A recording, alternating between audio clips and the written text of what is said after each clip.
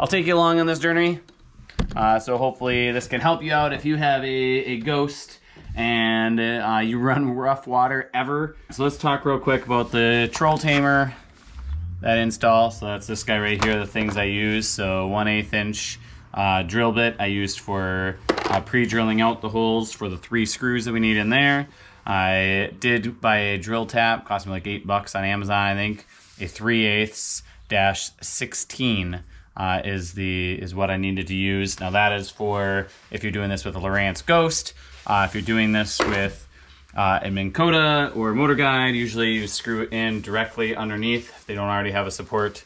So you should drill a hole in your trolling motor arm and install that way, so you would be able to do that. I had to cut down my bar, things like that as well. Overall though, this was really easy, so it did not take very long. I could have done this in about 30 minutes probably if I was focused on it.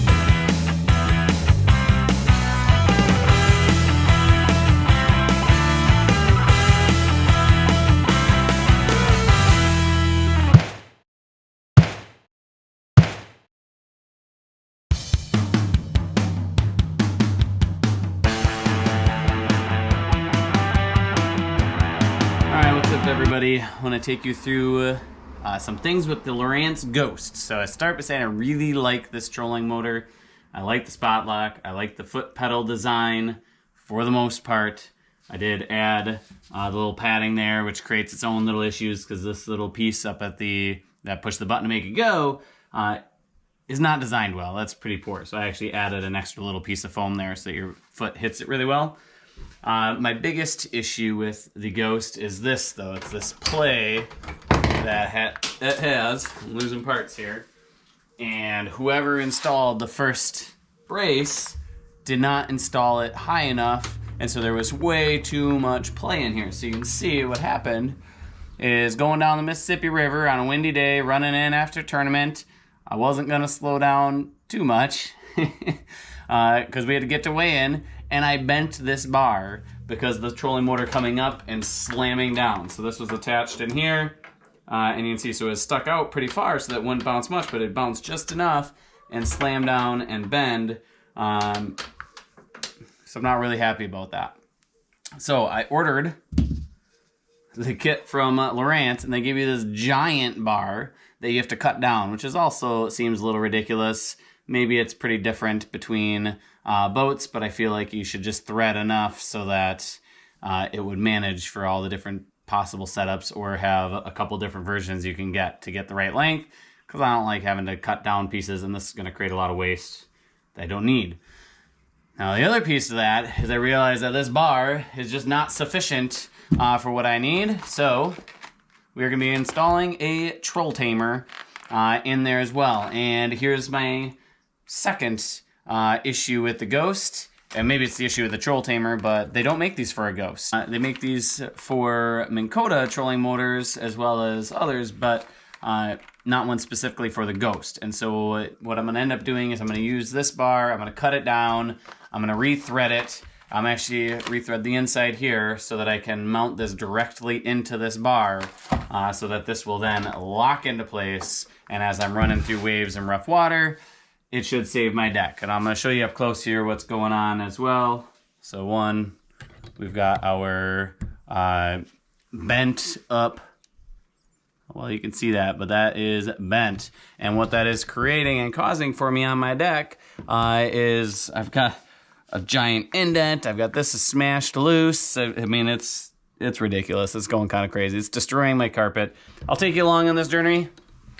So hopefully this can help you out if you have a Ghost and you run rough water ever.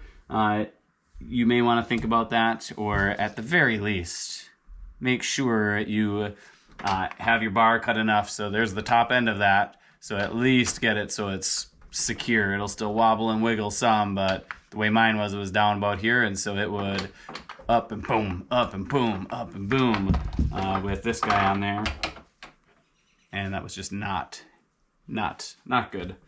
Depending how this turns, either it misses that little plate, wish they made a bigger plate for that as well, but come along and see how I do it. Whether it's right, wrong, or otherwise, I'll take you along and show you what I do. So last thing I'll show you before I actually get going on this is how the Troll-Tamer works. So lots of people haven't shown you. So you've got this spot in here. You've got a triangle-shaped piece that when they fit together and push in, it locks into place. So that is stuck there now until I push on that lever, and then it'll pull out just fine. So on my deck, got locked it back in. So I will get that mounted here, mount that to the trolling motor, and then as it comes down, it'll lock it into place, hold it into where I need it to be. Now in this case, I'm actually not going to need this upper piece, okay, because I'm going to take and I'm going to thread this out in here. I'm going to thread that out so that this will screw directly into there, and I would like to get it because I'm worried about things bending. I am going to get this so that it threads most of the way down. That'll give me a lot more room, leeway if I need to make adjustments as well, but I want to thread this most of the way down so that it is as secure as it possibly can be. The other thing I'm going to do is I'm going to make sure these threads come up through, again, giving me lots of leeway to make adjustments. I can always cut it shorter if I need to as well. But I want this to be able to come all the way up through so that it's threaded in and secure and has as much contact as possible in there. Because as apparent by my first situation here, this will bend given enough force. And so I'm going to give it all the best chances that it can have to work. So step one, I'm going to do some measuring and get this cut. And then I will be threading that. Probably speed this up so you can kind of see as bits and pieces as we go. Let's rock and roll.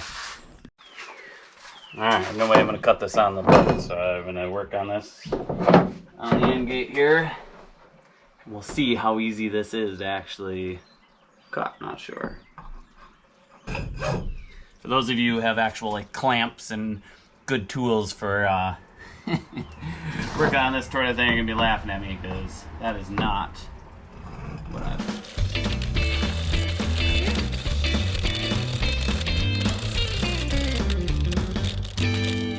Well, we got it cut. It's not too bad. Some little rough edges to that, so we'll get a file that off. Not as bad as I thought it would be, but still wish it just came pre-done. I got an extra piece. I'll find a use for that someday. Okay. File down. That edge just a little bit. Took off the rough bit of there. Looks pretty good. Now we're gonna have to thread that. All right, so I want to show you how I did this really quick with the tapping, adding threads to my piece. So it's interesting, since I don't have a vise, you can't just hang on to that. So I've got my tap, bought on Amazon, it's pretty cheap. I figured I'm basically gonna use it this one time. So what I did here is I actually screwed in my support up above, tried the other side first, but of course then the drill didn't fit to be able to drill in nice and straight. Made sure I had my nut on there, so that was snug down, so I was able to tap right here, loosen the nut. Now we should be good to go, hopefully. Alrighty, so Troll-Tamer, take this guy apart, and now that I have tapped this out to match, which, by the way, probably important to note, so that tap is a 3/8-16 is what I've gotten, so 3/8. You can see that 3/8-16, and so now this can screw in here. Not sure exactly how high I'm gonna have to put that yet, but this can screw in right there. I'll get that all situated eventually, and screw this into my trolling motor, and then I'll have to adjust the height and find out exactly where this needs to go. This has to sit perfectly level, which might be an issue for me here because of the way my carpet and pad and is all worn down. Yeah, so that sits at a funny little angle there right now.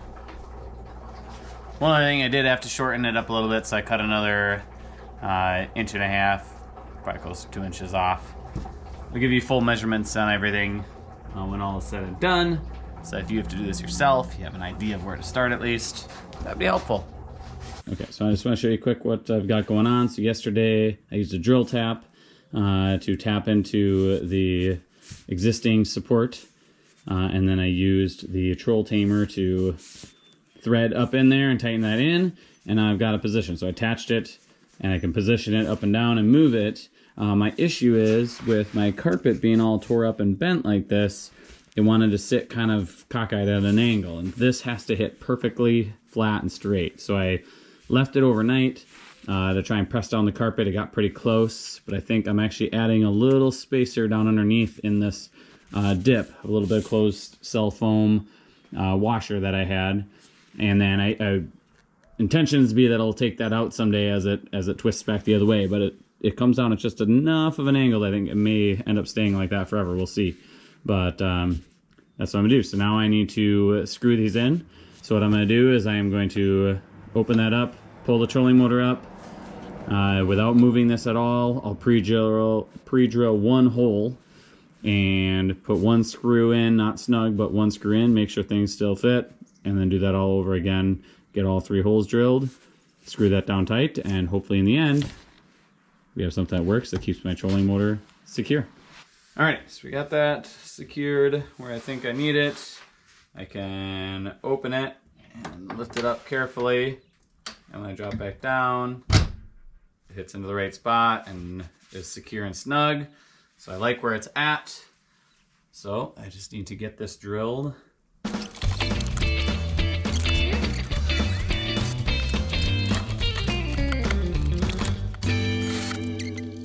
gonna hit nice and solid, so I just gotta get the right bit here.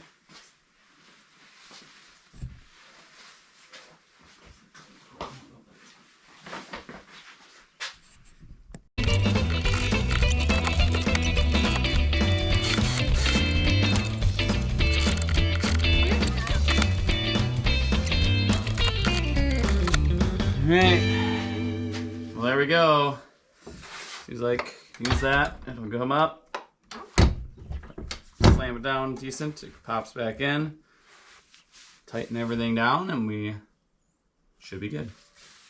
Alright, so let's talk real quick about the Troll-Tamer, that install. So that's this guy right here, the things I use. So 1/8 inch drill bit I used for pre-drilling out the holes for the 3 screws that we need in there.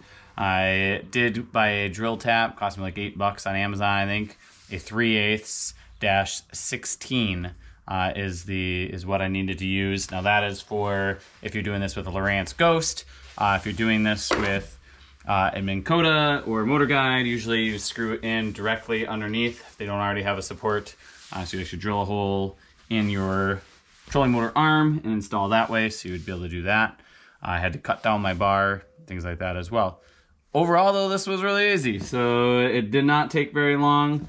I could have done this in about 30 minutes probably if I was focused on it and doing it just that. And I did work on probably 30 minutes yesterday, poking around, messing around, partly because I'm trying to record things as well. And then today came out in 5 minutes and it is in.